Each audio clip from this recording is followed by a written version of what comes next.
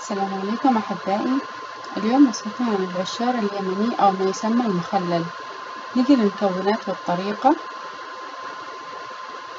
نحضر كمية من الليمون الأصفر مغسلة ومجففة تماما من الماء، نقطعهم إلى 4 قطع.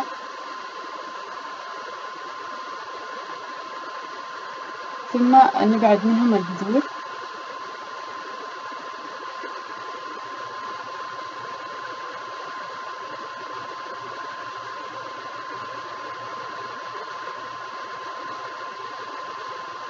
ثم نحشيهم بالملح بهذه الطريقة.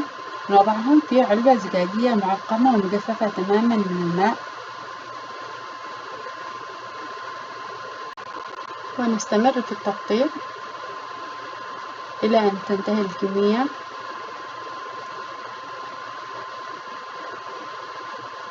من مميزات المخلل أولا يضيف نكهة لذيذة جدا إلى الأكل، وكما يساعد أيضا على فتح الشهية.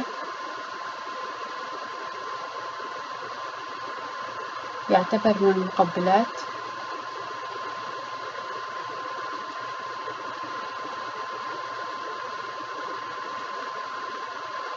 بعد أن انتهينا من التقطيع نحشيهم تماما بالملح بهذه الطريقة،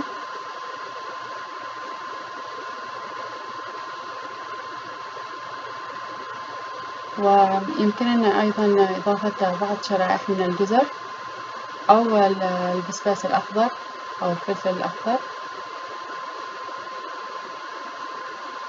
وبعد الانتهاء من التقطيع نعصر عدد من الليمون على الليمون المملح، ثم نضيف ملعقتين من الخل،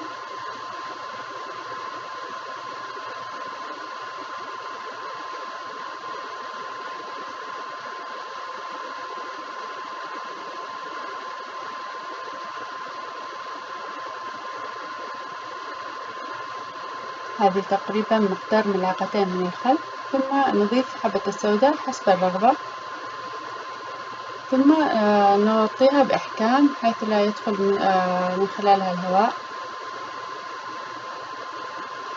ونرجها بهذا الشكل حتى يمتزجوا مع بعض، ثم نتركها في مكان دافئ لمدة 2 أو 3 أسابيع.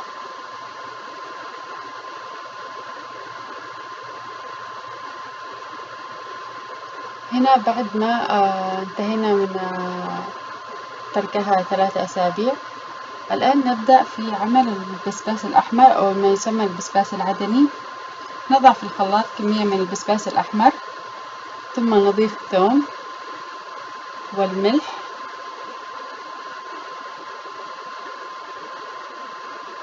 والفلفل والكمون،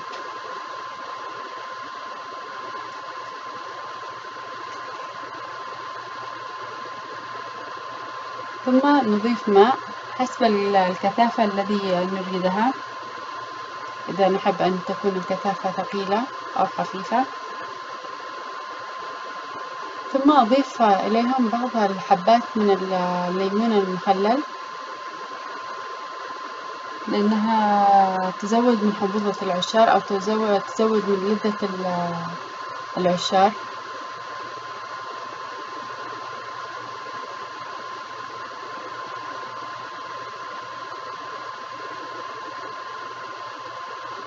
طبعا لا نمسكه باليد،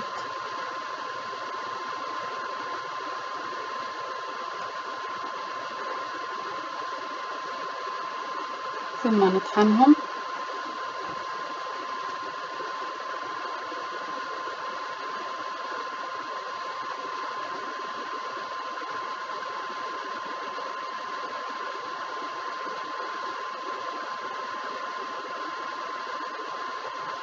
وبعد طحنهم نصبهم على الليمون المخلل،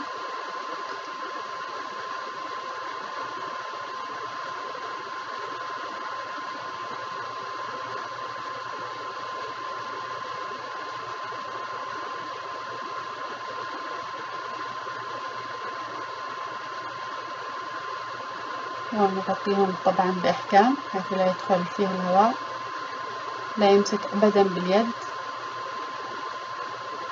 ثم نرجهم بهذه الطريقة حتى يمتزجوا مع بعض. والآن أصبح جاهز للاستخدام.